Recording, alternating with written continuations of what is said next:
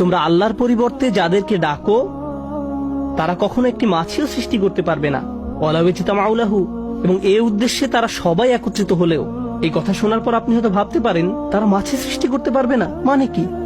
এই কথা বলার উদ্দেশ্য কি? আর মাছি তো খুব চমৎকার কোনো প্রজাতিও নয়, বরং মাছি হলো মানুষের অভিজ্ঞতায় অন্যতম বিরক্তিকর একটা জীব। তাদের দেখলেই আপনি তাড়িয়ে দিতে চান। সাধারণত নোংরা দুর্গন্ধময় জায়গায় তাদের দেখা যায়, আর ভালো খাবারের উপর যদি মাছি বসে আমরা মনে করি তারা খাবার নষ্ট করে ফেলেছে, তাই আমরা তাদের তাড়িয়ে দেই। আল্লাহ বলছেন তারা কখনো একটি মাছিও সৃষ্টি করতে পারবে না। ওয়াইন ইয়াসলুবহুমুয যুবাবা শাইআ লা ইয়াস্তানকিযুহু মিনহু, আর যদি মাছি তাদের কাছ থেকে কিছু ছিনিয়ে নেয় তারা তার থেকে সেটা উদ্ধারও করতে পারে না। মনে করুন আপনি কোনো খাবার খাচ্ছেন, এমন সময় একটা মাছি এসে আপনার খাবারের উপর 1 সেকেন্ডের জন্য বসলো, আপনি তখন হাত নেড়ে মাছিটিকে তাড়িয়ে দিলেন। আল্লাহ বলছেন যদি কোনো মাছি এসে তাদের খাদ্যের উপর বসে এবং তাদের কাছ থেকে খাদ্যের কিছু অংশ ছিনিয়ে নিয়ে যায়, গোটা মানব জাতি একত্রিত হলেও তার থেকে তা উদ্ধার করতে পারবে না। এই কথাই তিনি বলছেন লা ইয়াস্তানকিযু মিনহু, তারা এটা পুনরুদ্ধার করতে পারবে না। এখন মানুষের ক্ষেত্রে কিছু মানুষ শক্তিশালী আর কিছু মানুষ দুর্বল, কিছু মানুষ গরিব আবার কিছু মানুষ ধনী। অনেক মানুষের কোনো প্রভাব প্রতিপত্তি নেই, তাদের হয়তো থাকার একটা ঘরও নেই। আবার এমনও অনেক মানুষ আছে যারা পরমাণু বোমা নিক্ষেপ করার ক্ষমতা রাখে, যারা পৃথিবীর সবচেয়ে শক্তিশালী সেনাবাহিনী নিয়ন্ত্রণ করে ইতিহাসে এবং আজকের দিনেও। এখন ফেরাউনের মতো রাজা যদি নিজ প্রাসাদে বার্গার খেতে বসে আর এমন সময় একটা মাছি এসে তার খাবারের উপর বসে, তাকে অসম্মান করে, ভাবতে পারেন রাজা খেতে বসলো আর কেউ একজন এসে বলল এই খাবারটা আমার খুব পছন্দের, আমি এই কেচাপটা খাবো, লোকটা মারা পড়বে। এখন মাছি এসে যদি তার খাবার খাওয়া শুরু করে আর ফেরাউন রাগান্বিত হয়ে বলে কত বড় সাহস, আমি আমার খাবারের থেকে ফেরত চাই, এমনকি যদি তারা মাছিটি ধরেও ফেলে, কি করতে পারবে? খাদ্য পুনরুদ্ধার করতে পারবে না। এই অসাধারণ উপমাটির মাধ্যমে আল্লাহ সুবহানাহু ওয়া তাআলা আগেরকার দিনে যারা মূর্তি পূজা করত তাদের নিকট একটা ব্যাপার পরিষ্কারভাবে তুলে ধরলেন। এমন মূর্তি পূজকদের অনেকেই তাদের মূর্তির সামনে খাবার পেশ করত। তারা দুধ, মধু, চকলেট, আইসক্রিম, আমি জানি না, যাই আনুক না কেন, মূর্তির সামনে এই খাবারগুলো পেশ করত। আর এই মন্দিরগুলো সাধারণত উন্মুক্ত থাকে। এখন মূর্তির সামনে যদি এমনভাবে খাবারগুলো উন্মুক্ত থাকে, কে আসবে এগুলো খেতে? মাছি আসবে। একটা মাছি গিয়ে তাদের বিশাল মূর্তির নাকের ডগায় গিয়ে বসে, এই যে তোমার খাবার, এখন আমি খাবো, মাইন্ড করবো না তো? তারপর একটি খাবারের উপর বসে এক টুকরা খাবার নিয়ে উড়ে চলে যায়। আর তাদের দেবতার কোনো ক্ষমতাই নেই এই খাবার প্রতিরক্ষা করার। এখন তাদের এই পবিত্র খাবার, যাতে তারা বিভিন্ন তন্ত্রমন্ত্র পরে ফু দেয়, প্রার্থনা করে ইত্যাদি, এখন আপনি সেখানে গিয়ে যদি বলেন আরে এটা তো আমার সবচেয়ে প্রিয় চকলেট, তারপর একটা নিয়ে নিলেন, তখন তারা কি করবে? আপনার হাত থেকে কেড়ে নিবে, আর খেয়ে ফেললে হয়তো আপনাকে মারতে আসবে, কারণ তাদের মতে আপনি এটাকে অপবিত্র করে ফেলেছেন। অথচ তাদের ধর্ম প্রতি মুহূর্তে অপমানিত হচ্ছে কার দ্বারা? আল্লাহ বলছেন এই মাছি তোমাদেরকে শেখাচ্ছে এই দেবতাগুলো শক্তিহীন, মাছি তোমাদেরকে এটি শিক্ষা দিচ্ছে।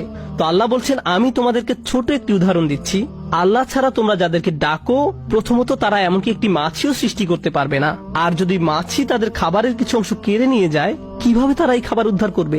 মজার ব্যাপার হলো আমি এই আয়াতটার কারণে মাছি সম্পর্কে আগ্রহী হয়ে উঠেছিলাম।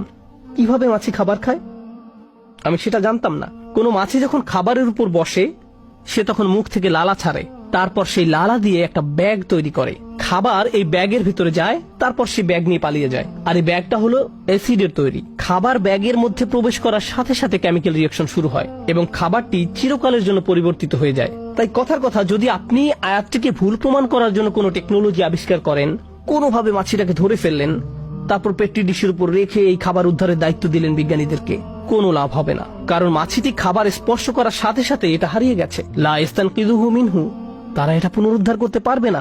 এখন আসছে আয়াতের শিক্ষা। আল্লাহ সর্বশক্তিমান, এই ব্যাপারটি নিয়ে আজকে আমি আপনাদের সাথে আলোচনা করতে চেয়েছি। এই উপমার সাথে আল্লাহ সর্বশক্তিমান হওয়ার কি সম্পর্ক আছে? আল্লাহ এখানে একটা মূলনীতি সেট করে দিচ্ছেন। আপনি যদি এই মূলনীতিটি বুঝতে পারেন, তাহলে আল্লাহর এই নামটির তারিফ করতে পারবেন। উপমাটি দেওয়ার পর আল্লাহ আযজা ওয়া জাল্লা বলেন দুআফাত তালিব ওয়াল মাতলুব।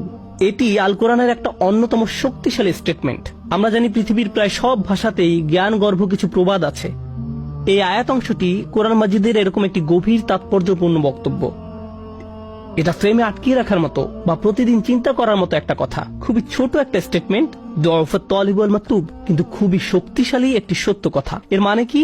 এর মানে হলো প্রার্থনাকারী আর যা প্রার্থনা করা হয়, দুইটা বিষয়, যে প্রার্থনা করছে এবং যা প্রার্থনা করছে, উভয়টি প্রকৃতিগতভাবেই দুর্বল। যে কিছু কামনা করছে সে যেমন দুর্বল, ঠিক তেমনি যা কিছু কামনা করা হচ্ছে সেটাও দুর্বল। কোন যুবক হয়তো বিয়ে করতে চাচ্ছে, কেউ হয়তো চাকরি পাওয়ার আশায় আছে, কেউ হয়তো আরো বেশি টাকা উপার্জনের ধান্দায় আছে, কেউ হয়তো তার স্বাস্থ্য সমস্যা নিয়ে ঠিক করার চেষ্টায় আছে, কেউ হয়তো তার অর্থনৈতিক সমস্যা সমাধানের চেষ্টায় আছে, আবার কেউ হয়তো পারিবারিক সমস্যা মোকাবেলার চেষ্টায় আছে। প্রত্যেকেই কিছু না কিছু আকাঙ্ক্ষা করছে, কিছু না কিছুর অভাব বোধ করছে। মূলত আমরা দুটি জিনিসের পেছনে ছুটি। হয় আপনি এমন ভালো কিছুর সন্ধানে আছেন যা এখনো অর্জন করতে পারেননি, যেমন গাড়ি চালিয়ে কোথাও যাচ্ছেন আর রাস্তার পাশে চমৎকার একটা সুন্দর বাড়ি দেখলেন, তখন ভাবতে লাগলেন একদিন ইনশাআল্লাহ। অথবা কোনো গাড়ির দিকে তাকিয়ে মনে মনে ভাবেন একদিন আমিও এরকম একটা গাড়ি কিনবো। এরপর আপনি আপনার মোবাইল ব্যাংকের অ্যাকাউন্ট চেক করে দেখেন কত টাকা আছে। Not enough, not enough, not enough.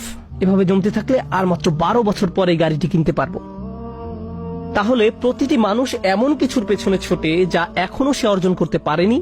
এটা হলো এক ধরনের আকাঙ্ক্ষা। আর দ্বিতীয় ধরনের আকাঙ্ক্ষা হলো আমাদের জীবনে নানান রকম সমস্যা রয়েছে। আমরা হয়তো কোনো কঠিন গ্যারাকলে আটকা পড়েছি, বা কোনো গভীর দুঃখ, পারিবারিক সমস্যা, মানসিক অশান্তিতে আছি এবং আমরা এর থেকে মুক্তি চাচ্ছি। তাহলে হয় আমরা ভালো কিছু জীবনে যুক্ত করতে চাচ্ছি, অথবা খারাপ কিছু জীবন থেকে দূর করতে চাচ্ছি। সংক্ষেপে বলতে গেলে মানব জীবনের সকল চেষ্টা মূলত দুটো বিষয়কে কেন্দ্র করেই। এখন আল্লাহ বলছেন, যেহেতু তোমরা সব সময় কিছু না কিছু পাওয়ার ইচ্ছে করছো, তাই তোমরা দুর্বল। তোমরা দুর্বল। তুমি অর্থ চাও, তুমি দুর্বল। তুমি শান্তি চাও, তুমি দুর্বল। তুমি স্থিরতা চাও, তুমি দুর্বল। তুমি নিরাপত্তা চাও, তুমি দুর্বল। তুমি সুখ চাও, তুমি দুর্বল। তুমি সামাজিক পদমর্যাদা চাও, তুমি দুর্বল। তুমি ডিগ্রি চাও, তুমি দুর্বল। তুমি বিয়ে করতে চাও, তুমি দুর্বল। তুমি সন্তান চাও, তুমি দুর্বল। তুমি তোমার সন্তানকে বিয়ে করাতে চাও, তুমি দুর্বল। তুমি যে এই সমস্ত কিছুর আকাঙ্ক্ষা করছো, তা তোমাকে কি বানাচ্ছে? দুর্বল। আর যে জিনিসগুলো তুমি কামনা করছো তাও দুর্বল। আচ্ছা, আমি বুঝলাম, আমার যেহেতু এগুলো নেই তাই আমি দুর্বল, কিন্তু আমি যে জিনিসগুলো কামনা করছি সেগুলো কিভাবে দুর্বল? আচ্ছা, আপনাদেরকে একটা উদাহরণ দিচ্ছি। অনেক অনেক আগে আমি একবার অ্যাবনর্মাল সাইকোলজির একটা ক্লাসে উপস্থিত ছিলাম। তো আমাদের প্রফেসর এক যুবকের উদাহরণ দিলেন। ঘটনাটি ঘটেছিল 70-এর দশকের শেষ দিকে। সে সময় যুবকটি নিউ ইয়র্ক ইউনিভার্সিটিতে ক্লিনিক্যাল সাইকোলজির উপর পিএইচডি করছিল। তখনকার সময় ইমেইল, হার্ড ড্রাইভ এগুলো ছিল না। ছেলেটি তার 455 পৃষ্ঠার থিসিস টাইপ করে ডিপার্টমেন্টে জমা দিল। আর এই থিসিস তৈরি করতে তার 5 বছর সময় ব্যয় করতে হয়েছিল। এটার দ্বিতীয় কোনো কপিও ছিল না। সে অরিজিনাল কপি ডিপার্টমেন্টে জমা দিল, কিন্তু ডিপার্টমেন্ট তার থিসিসটি হারিয়ে ফেলল। 5 বছরের পরিশ্রম বৃথা গেল। 90-এর দশকের মাঝামাঝি সময় পর্যন্ত তাকে দেখা যেত। সে তখন বুড়ো হয়ে গিয়েছিল। সে ইউনিভার্সিটির ক্যাম্পাসে ঘুরে ঘুরে সবাইকে বলতো, এখানে পড়তে যেও না, তারা তোমার কাজ চুরি করে ফেলবে, তারা তোমার জীবন ধ্বংস করে ফেলবে। এখানে শিখতে যেও না, এরা একদল প্রতারক। আর কাউকে কোনো কাগজ জমা দিতে দেখলে বলতো, তাদেরকে এটা দিও না, তারা এটা হারিয়ে ফেলবে। তাকে কয়েক সপ্তাহ পর পর মানসিক হাসপাতালে নিয়ে যাওয়া হতো। তারপর ছেড়ে দিলে সে আবার ইউনিভার্সিটির ক্যাম্পাসে ফিরে আসতো। আমরা যখন ক্লাসে এটা নিয়ে আলোচনা করছিলাম, আমি ভাবলাম, সুবহানাল্লাহ, দউফাত তালিব ওয়াল মাতলুব। সে বছরগুলোতে এই মানুষটির মাথায় সবচেয়ে বড় জিনিস কি ছিল? তার ডিগ্রি। আমি এর জন্যই কাজ করছি, এটাই আমার সব। আমি যখন ডিগ্রি পাবো আমি সফল হব, আমার নামের সাথে এই লেবেল লাগানো হবে। অবশেষে আমি আমার পরিশ্রমের ফল পেতে যাচ্ছি। এত বছরের কঠিন পরিশ্রম এখন এসে অর্থপূর্ণ হবে।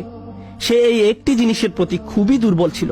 অন্য কোনো কিছুর কোনো দাম নেই। আর যখন এই জিনিসটি হারিয়ে গেল, কারণ যে জিনিসটির তুমি আকাঙ্ক্ষা করছো সেটি শক্তিশালী কোনো জিনিস নয়, এটি হারিয়ে গেছে। আর যখন এটি হারিয়ে গেল, তুমি ভেঙে পড়লে। তাই আল্লাহ আমাদের একটি ব্যাপার শিক্ষা দিচ্ছেন, আমরা যেসব জিনিসের পেছনে ছুটে বেড়াই সেগুলো আসলে দুর্বল।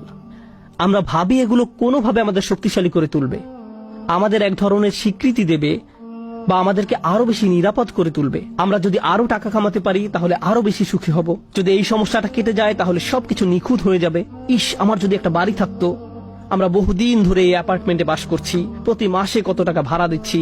তারপর যখন আপনি একটা বাড়ির মালিক হন, প্রপার্টি ট্যাক্স, বাথরুমের প্লাম্বিং কাজ করে না, রান্নাঘরে সমস্যা, ফাউন্ডেশন কাঁপছে, দেয়ালে ফাটল দেখা দিয়েছে, শ্যাওলা জমেছে, প্রতিবেশীরা পাগল বানিয়ে দিচ্ছে, জানালা ভেঙে গেছে। এভাবে হাজারো রকম সমস্যা এসে জড়ো হয়। ভেবেছিলেন নিজের বাড়িতে উঠলে সব সমস্যার সমাধান হয়ে যাবে। এখন শুধু সমস্যা আর সমস্যা, সমস্যা আর সমস্যা। আমরা এমন সব জিনিসের পেছনে ছুটে বেড়াই সেগুলো কি দুর্বল। আর প্রতিবার যখন আমরা এমনটা করি, এটা প্রমাণ করে দেয় আমরা কতটা দুর্বল।